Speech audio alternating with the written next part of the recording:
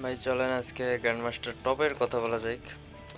তো এনেছেন টপ, এনার ক্লাস স্কোয়াড র্যাঙ্কে দেখেন 390 ম্যাচে 642টা কিল।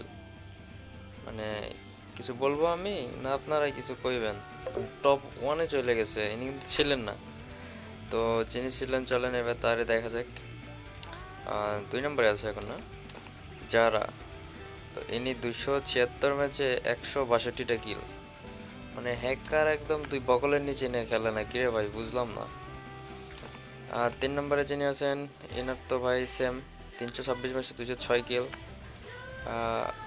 কি কমো ভাই, কিছু কভার নেই। 4 নম্বরে দেখেন, প্রথমে ঢুকে লেখা আছে antiman hack script sale cheap WhatsApp number সহ।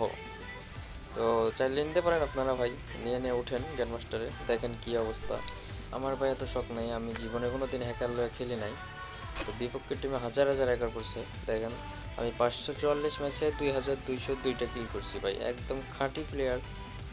6 জিবি র্যামের ফোনে খেলি, একদম যেটুকু পারি নিজের থেকে খেলি ভাই।